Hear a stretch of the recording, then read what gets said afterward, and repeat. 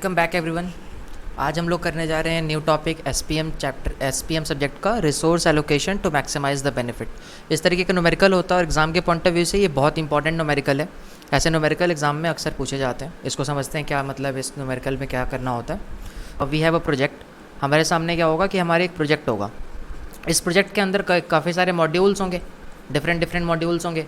उस मॉड्यूल को ये एक्टिविटी का नाम देगा। लेट्स से कोई एक एक्टिविटी ए है, एक एक्टिविटी बी है, सी है, डी है, ई है एंड सिमिलरली एफ है या फिर जी है। ठीक, इस तरीके से हमारे पास कुछ एक्टिविटीज़ हैं। ठीक, तो जैसा यहाँ पर लिखा हुआ है we have 7 activities in a project. तो एक एक्टिविटी यहाँ पर एक्टिविटीज़ की लिस्ट लगी है A B C D E F G. इतने सारे इसके अंदर मॉड्यूल्स या फिर एक्टिविटीज़ हैं, ये समझ में आ गया। नेक्स्ट लिखा हुआ है प्रेडिसेसर। प्रेडिसेसर का मतलब क्या होता है? इसका मतलब है कि अगर ए मॉड्यूल आपको बनाना है तो इससे पहले कौन सा मॉड्यूल रेडी होना चाहिए। मतलब समझ में आएगा? यानी कि ए मॉड्यूल कौन से मॉड्यूल पे डिपेंडेंट है। हो सकता है कि बी मॉड्यूल जब बन जाएगा और इसका जो आउटपुट है वो ए के लिए इनपुट के जैसे एक्ट करे, इस तरीके की डिपेंडेंसी हो सकती है। ठीक है, तो प्रेडिसेसर मतलब क्या होता है कि before proceeding with B we need to complete A. समझ में? ए का कोई प्रेडिसेसर नहीं है, मतलब ए सबसे पहले शुरू होगा क्योंकि ए किसी पर भी डिपेंड नहीं करता है। सिमिलरली अगर सी बनाना है तो बी पूरा हो जाना चाहिए, डी बनाना है तो भी बी पूरा होना चाहिए। यहाँ तक समझ में आए? नेक्स्ट डेटा गिवन है वो है ड्यूरेशन। ड्यूरेशन मतलब कितना ड्यूरेशन लगता है, कितना टाइम लगता है किसी भी एक प्रोजेक्ट को कंप्लीट होने में। जैसे ए एक्टिविटी को कंप्लीट होने के लिए 3 दिन लग रहा है। तो यूजिंग दिस डेटा हमारे पास है कि इतने सारे मॉड्यूल्स हैं, हर एक मॉड्यूल को कितना कितना दिन लग रहा है हमें पता है। तो हम क्या कर सकते हैं, हमें पता लगाना है कि टोटल कितने दिन लगेंगे हमारा प्रोजेक्ट कंप्लीट होने में।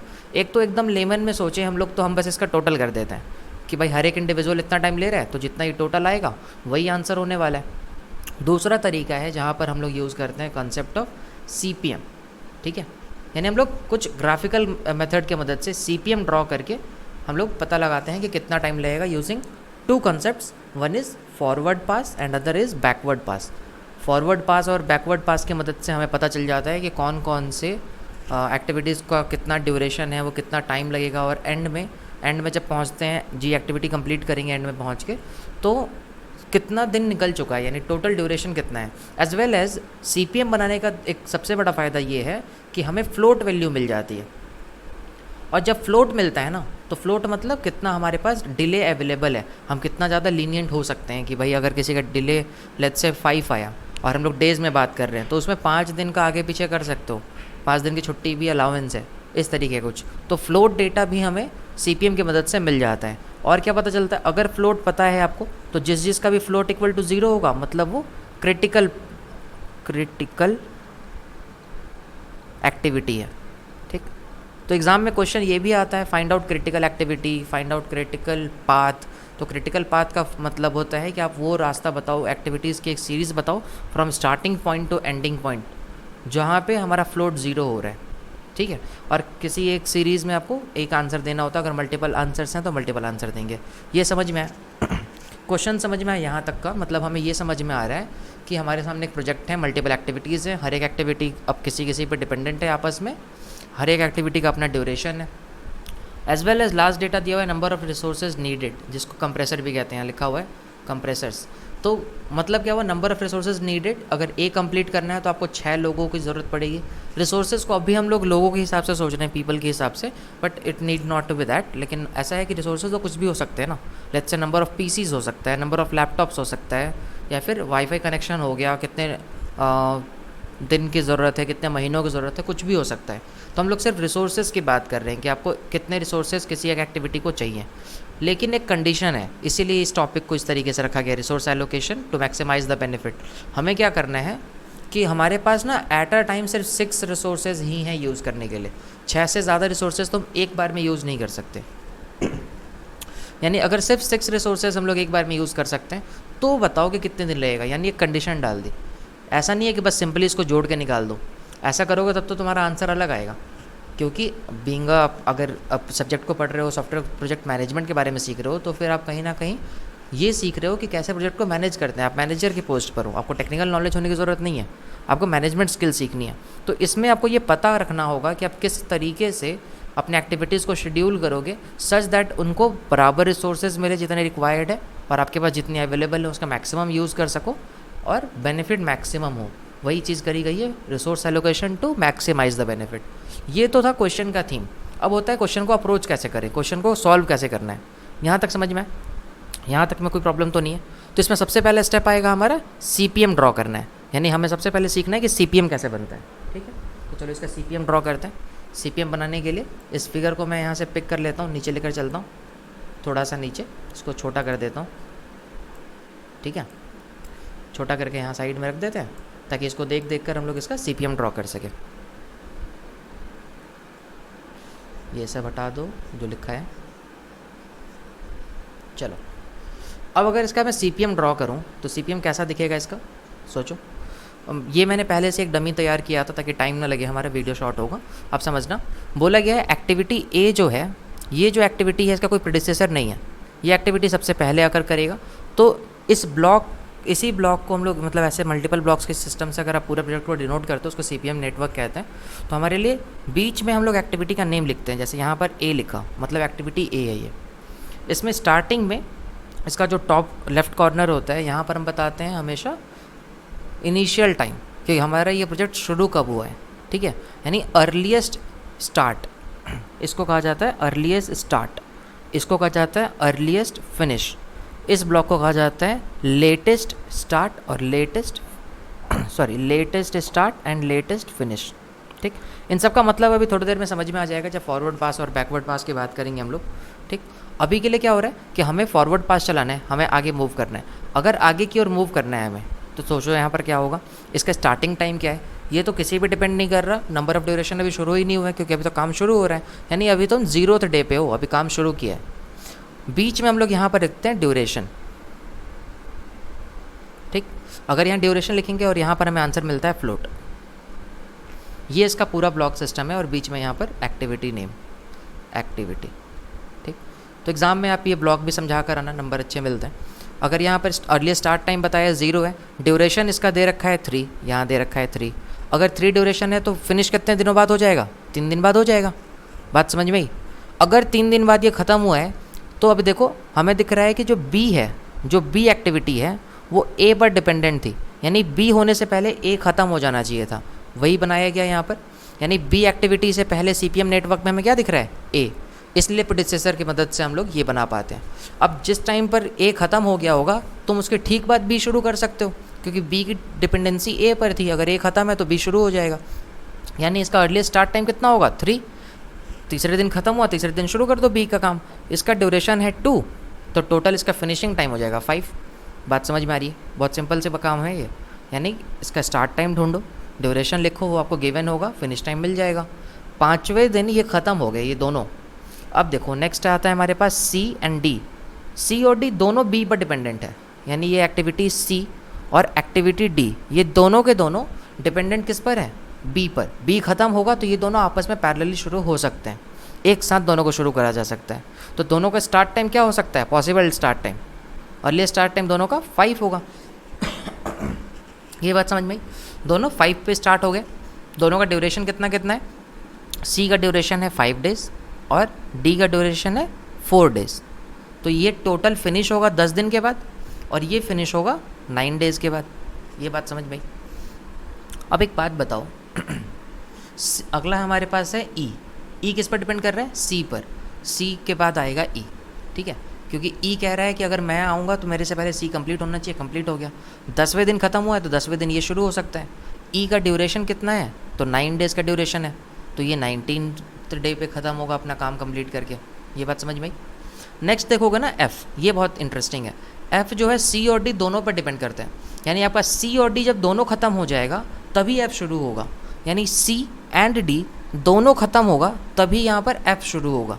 ये F है, ये बात समझ में। तो F बनाने के लिए C और D दोनों ख़त्म चाहिए था। अब क्या करना है, अब एक बात सोचो, D जो है वो 9वें दिन ख़त्म हो गया और C 10वें दिन ख़त्म हो रहा है। तो ये F बंदा कह रहा था जब दोनों ख़त्म हो जाएंगे तभी मैं शुरू होऊंगा, यानी ये एक्टिविटी तभी आप इसके ऊपर काम कर सकते हो जब C और D दोनों ख़त्म हो जाएं। तो आप कब श्योर हो कि दोनों ख़त्म हो गए हैं, क्या 10वें दिन। समझ में आया। यानी जब हम फॉरवर्ड पास जाते हैं, जब हम आगे की ओर मूव करते हैं, तो जो भी हमारा मैक्सिमम अर्लीस्ट फिनिश टाइम होता है वही हम लोग पिक करते हैं। तो यहाँ पे 10th डे पे आपका F शुरू होगा, इसका ड्यूरेशन है 2 दिन, तो ये 12वें दिन ख़त्म हो जाएगा।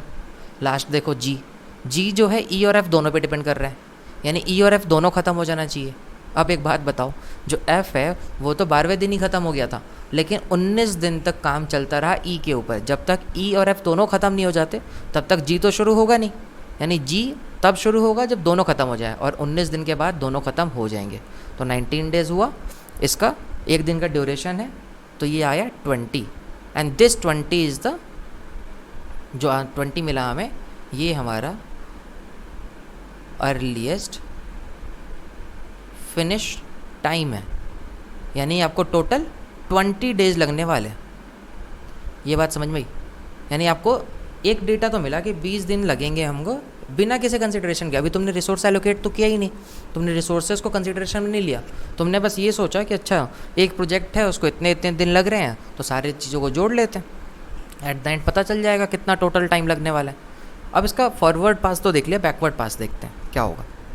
आंसर सेम रहेगा, लेकिन फॉरवर्ड पास एज वेल एज बैकवर्ड पास जब दोनों चलाते हैं तो हमें क्रिटिकल पाथ के बारे में पता चलता है, क्रिटिकल एक्टिविटीज़ के बारे में पता चलता है, इसलिए चलाया जाता है। अगर आपको सिर्फ ड्यूरेशन की ज़रूरत है ना, तो फॉरवर्ड पास से आंसर आ चुका था, इसके अलावा और कुछ ज़रूरत नहीं पड़ेगी आपको, ठीक है, समझना।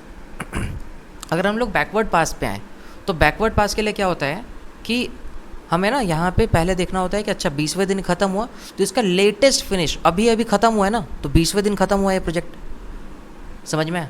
और एक दिन इसका ड्यूरेशन है तो ये 19वां इसका स्टार्टिंग डे रहा होगा। समझना इस चीज़ को, क्या कहना चाहता हूँ मैं, ये लेटेस्ट फिनिश टाइम है और ये लेटेस्ट स्टार्ट टाइम है।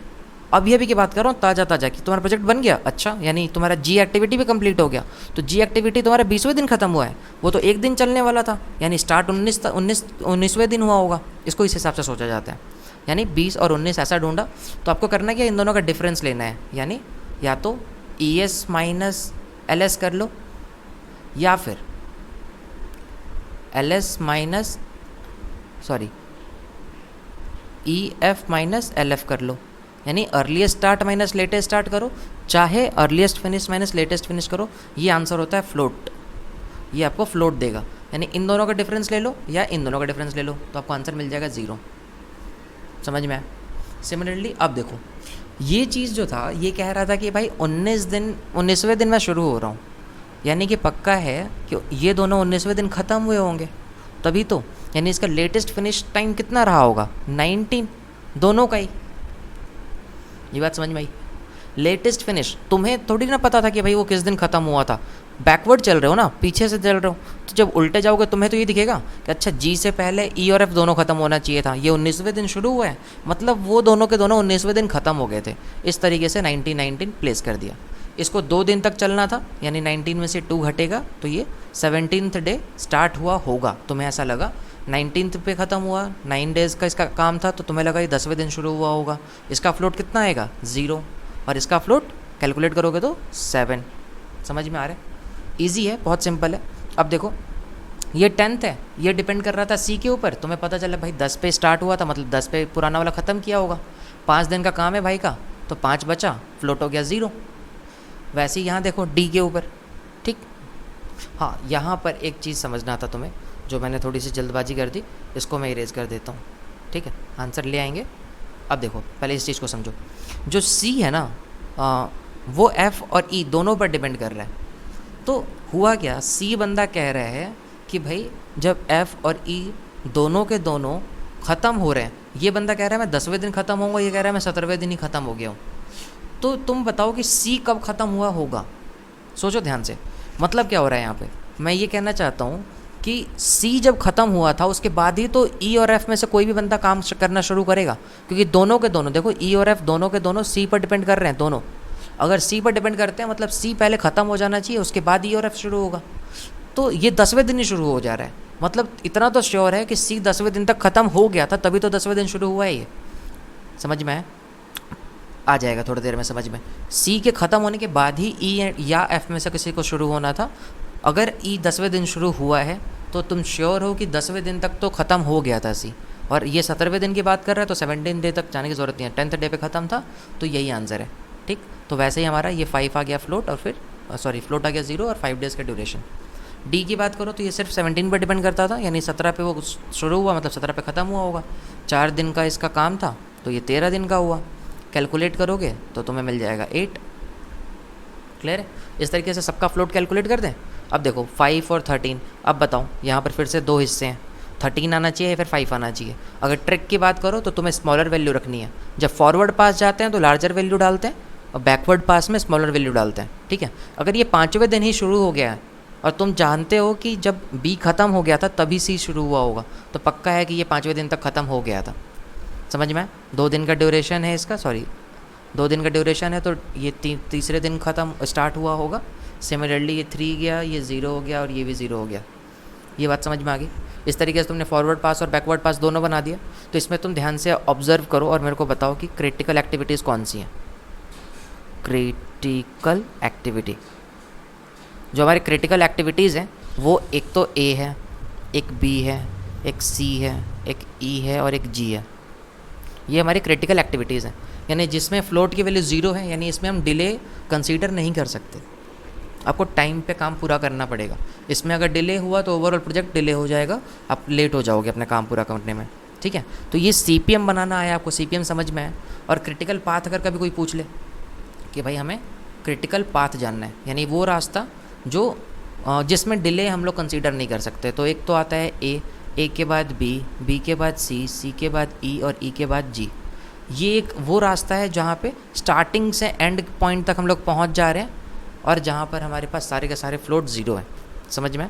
ये वाले रास्ते से नहीं जा सकते क्योंकि यहाँ पर फ्लोट की वैल्यू 0 नहीं है। तो इसमें ये भी पूछ सकता है आपसे, अगर ऐसे डिफरेंट सवाल की बात करें तो F के बाद ये जो 7 आया इसका फ्लोट, इसका क्या मतलब है? इसका मतलब है इसके पास 7 डेज़ का ना लीप था, ये 7 दिन डिले भी सह सकता था। हो सकता है कि इसको शुरू 10 पे होना था, 17वें दिन शुरू करें अपना काम, तो भी टाइम पे पहुंच जाएंगे अपने मंजिल पे। ये बात समझ में आई इसका? ठीक है, सिंपल सा मतलब है। तो आई गेस CPM समझ में आ गया होगा। CPM बनाने से आपको क्या क्या डेटा मिला? एक तो क्रिटिकल एक्टिविटीज़ के बारे में पता चला, क्रिटिकल पाथ के बारे में पता चला। ठीक है, इन सबको रिसोर्स एलोकेट करेंगे तो क्या होगा, यानी आपको ये चीज़ भी क्लियर है। एक आंसर और क्या मिला आपको? टोटल ड्यूरेशन मिला। आपको टोटल ड्यूरेशन कितना मिला है? 20 डेज़। ये मिला लास्ट में आंसर, 20 डेज़। यानी ये आप श्योर हो कि 20 दिन का टाइम लगने वाला है मेरे को अपने इस प्रोजेक्ट को कंप्लीट करने में। अब अगर मैं इसके अंदर एक कंडीशन डाल दूं कि तुम एक बार में सिर्फ और सिर्फ 6 ही रिसोर्सेज ले सकते हो, ऐसा नहीं है कि बहुत सारे रिसोर्सेज है तुम सारे रिसोर्सेज यूज़ कर लो। यहाँ बोला गया ना सिर्फ 6 ही रिसोर्स अवेलेबल है, तो तुम एक बार में सिर्फ 6 ही रिसोर्स को यूज़ कर सकते हो। अगर इस कंडीशन को भी डाल दिया जाए तो पता लगाओ कितने दिनों में कंप्लीट होगा काम। ये इस क्वेश्चन का मतलब है। ठीक है, अब चलते हैं वो समझते हैं अगर कैसे वो करेंगे हम लोग कि रिसोर्स को एलोकेट करना है। ठीक, इसको नीचे ले चलते हैं थोड़ा सा और समझने के लिए। नीचे में एक ग्राफ बना रखा है मैंने, तो इसको मैं यहाँ पर रख लेता हूँ।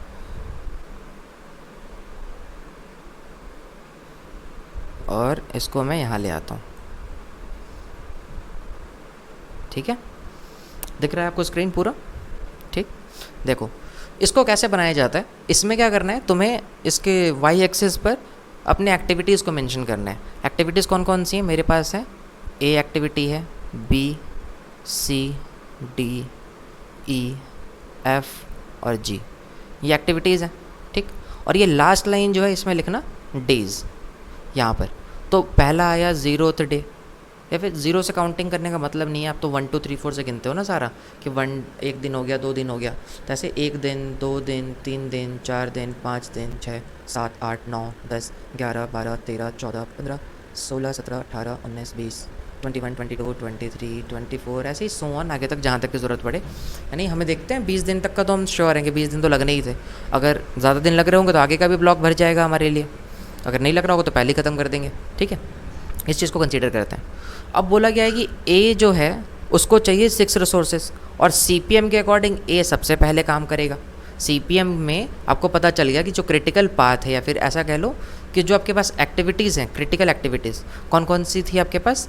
A, B, C, E and G, ये क्रिटिकल एक्टिविटीज़ थी। तो हमें इन्हीं एक्टिविटीज़ को पहले फिल करवा लेना, बाकी एक्टिविटीज़ को बाद में करना। ठीक, तो ए एक्टिविटी को 6 रिसोर्सेज चाहिए 3 दिनों तक। यानी इसको मैंने, हमारे पास कितने रिसोर्सेज अवेलेबल है? 6 ही रिसोर्स तो हैं, क्यों ना दे देते हैं को, लो भाई अपना काम कर लो। तो इसने 6 रिसोर्सेज 3 दिनों के लिए दे दिया। ये बात समझ में? 6 रिसोर्सेज 3 दिनों के लिए असाइन कर दिया गया ए को। ठीक है, अगली बात आती है जब ए ख़त्म हो जाएगा उसके बाद ही बी शुरू होगा। ए के ख़त्म होने के बाद बी शुरू हुआ और बी कह रहा है कि मुझे सिर्फ एक रिसोर्स चाहिए। क्या बी के साथ कोई और शुरू कर सकते हैं? नहीं कर सकते हैं। क्यों नहीं कर सकते हैं? क्योंकि जब तक बी ख़त्म नहीं होगा सी और डी शुरू नहीं हो सकते हैं। समझ में? तो हमने क्या बोला कि ठीक है एक रिसोर्स चाहिए, हमारे पास 6 अवेलेबल हैं, कोई बात नहीं भाई, कोई एक बंदा काम कर लेगा। कितने दिनों तक? 2 दिनों तक। तो हमने बोला कि यहाँ पर एक और एक, बी के लिए जितने रिसोर्सेज रिक्वायर्ड थे उन लोगों ने काम कर लिया। पैरेलली क्यों नहीं चला रहे हम कुछ भी? क्योंकि अकॉर्डिंग टू CPM हम जानते हैं, प्रेडिसेसर के कंसेप्ट हमें पता है कि जब तक बी ख़त्म नहीं हो जाता तब तक सी या डी या ई किसी में से कोई बंदा शुरू नहीं हो सकता, काम नहीं होगा उनका। बी कंप्लीट होना चाहिए। अब जैसे ही बी कंप्लीट था, आपको याद होगा जब बी कंप्लीट हुआ था तो यहीं से सी और डी पैरेलल चलने को तैयार थे, यानी सी और डी एक साथ शुरू हो सकते हैं। सी कह रहा है कि मुझे 5 रिसोर्सेज चाहिए और डी कह रहा है कि मेरे को 2 रिसोर्सेज चाहिए। 5 और 2 अगर एक साथ काम करेंगे तो टोटल 7 रिसोर्सेज रिक्वायर्ड होगा और आपके पास हैं कितने रिसोर्सेज? 6 रिसोर्सेज। यानी एक साथ दोनों तो नहीं काम कर सकते। समझ में? यानी कोई एक ही करेगा तो तुम्हारी मर्ज़ी है, या तो पहले सी को करवा लो या फिर डी को करवा लो, कोई फ़र्क नहीं पड़ेगा। तो मैं पहले सी का करवा देता हूँ काम। तो सी 5 रिसोर्सेज 5 दिनों तक मांग रहा है, दे देते हैं। 5 रिसोर्सेज कितने दिनों तक? 1 2 3 4 5 दिनों तक दिया इसको रिसोर्स। फिर जैसे ही सी कंप्लीट हुआ मैं डी को असाइन कर सकता हूँ 4 दिनों के लिए 2 रिसोर्स। 1 2 3 4 दिनों के लिए 2 रिसोर्सेज असाइन कर दिए। लेकिन एक बात सोचो, जैसे ही हमारा डी कंप्लीट हो गया क्या ई भी काम कर सकता है? ई कह रहा था कि मेरे को सी के बाद करना। क्या सी कंप्लीट हो गया? हाँ, सी तो कर चुके हैं। अगर सी कंप्लीट हो गया तो ई बहुत आराम से यहाँ पे पैरेलली शुरू हो सकता था। सी और ई के लिए कितने रिसोर्सेज चाहिए? 4। तो हमने क्या किया, इस 4 को भी यहीं पर असाइन कर दिया। कितने दिनों के लिए चाहिए? 9 डेज़ के लिए। हमने बोला भाई 4 लोग यहाँ पर जाके साथ में काम करो। 4 5 6 7 8 9 डेज़ के लिए। ये बात समझ में आई? और अगर देखोगे तो डे 11 डे 12 डे 13 और डे 14 पे आप मैक्सिमम सिर्फ 6 ही रिसोर्सेज तो यूज़ कर रहे हो। 6 अवेलेबल थे, 6 यूज़ कर रहे हो, कोई वायलेशन नहीं है, किसी बात की प्रॉब्लम नहीं है। अगर ज़्यादा हो जाता होता कि 4 + 3 7 हो जाता और 7 तो है ही नहीं रिसोर्सेज, तब आप ऐसा नहीं कर सकते थे। ये बात समझ में आई? और CPM की मदद से आप ये जानते थे कि सी ख़त्म हो गया तो ई कभी भी शुरू कर सकते हैं, तो हमने ई यहाँ पर पैरेलली में शुरू कर दिया। इतना क्लियर है? नेक्स्ट देखो, F की बात करें, सी और डी दोनों ख़त्म हो चुके हैं तो हमारा F शुरू होगा, यानी F इसके आगे शुरू हो सकता है। और F को कितने रिसोर्सेज चाहिए? 4 रिसोर्सेज चाहिए। अगर मैं यहाँ पर 4 लिख दूँ तो 4 + 4 8 हो जाएगा, और 8 रिसोर्सेज तो अवेलेबल ही नहीं है। आपके पास सिर्फ और सिर्फ 6 रिसोर्सेज अवेलेबल है, यानी यहाँ से शुरू करना पड़ेगा, ऑप्शन नहीं है हमारे पास। तो यहाँ से जाने के बाद कितने दिनों तक काम करवाना है? 2 दिनों तक। तो 4 रिसोर्सेज और 4 रिसोर्सेज 2 दिनों तक असाइन कर दिया मैंने F के लिए। और G वाला बंदा कह रहा है कि मेरे को 6 रिसोर्सेज चाहिए 1 दिन के लिए। अब कोई ऑप्शन नहीं है, 6 रखूँगा तो 6 4 10 हो जाएगा। 10 रिसोर्सेज एक बार में नहीं दे सकता हूँ मैं, तो 6 रिसोर्सेज 1 दिनों के लिए, उसके बाद दे दूँगा। तो आपको मिला कि ये 22 डेज़ में ख़त्म हो रहा है। ये 2 दिन एक्स्ट्रा लग रहे हैं। इससे पहले जब सिर्फ CPM बनाया था, आपने रिसोर्स एलोकेशन को कंसीडर नहीं किया था, तो आपको 20 दिन का टाइम लग रहा था। ये 2 एक्स्ट्रा डेज़ लग रहे हैं। ये होता है जब हम लोग किसी भी एक कंडीशन को अपने लिए फेवर में रखते हैं कि भाई अगर ऐसा हो जाए, ये कंडीशन को अगर हम लोग मान लें, जैसे अभी कोविड आ गया, उसके कारण कई सारे प्रोजेक्ट्स आगे पीछे डिले हो गए। अगर कोई कोविड को कंसीडर ही नहीं करता तो फिर उसके अकॉर्डिंग तो उसकी प्लानिंग अलग होती। समझ में? यानी हमें रिसोर्सेज को एलोकेट करना भी आना चाहिए। तो इस क्वेश्चन का थीम तो क्लियर होगा, रिसोर्स को एलोकेट किया और लास्ट में आपका आंसर क्या होगा? इस टेबल को बनाने के बाद इस टेबल के नंबर होते हैं तो आपको इस टेबल को ड्रॉ करना पड़ेगा और आप बताओगे कि our project will take 22 days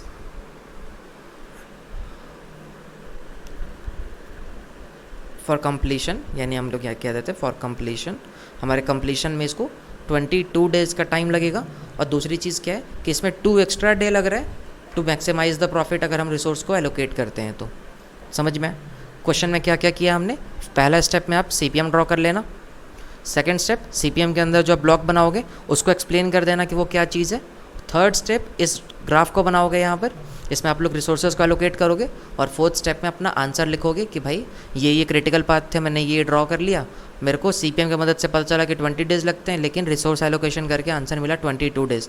तो 2 दिन जो एक्स्ट्रा लग रहे हैं उसका आंसर हमें CPM ग्राफ की मदद से मिला है। समझ में? यानी रिसोर्स एलोकेशन ग्राफ की मदद से। ये चीज़ क्लियर है? That's all for this problem. आपको यही 4 स्टेप करने होते हैं, 10 मार्क्स का क्वेश्चन होता है ये। आई गेस क्लियर हो गया होगा। अभी भी अगर कोई डाउट है कमेंट सेक्शन में अपना डाउट डाल दो, मेरा व्हाट्सएप नंबर डला हुआ है, आप उस पर मैसेज कर दो, किसी भी तरीके से कांटेक्ट कर लो, अपने डाउट को क्लियर कर लो। तब तक पढ़ते रहें, मिलते हैं नेक्स्ट वीडियो में। Thank you so much.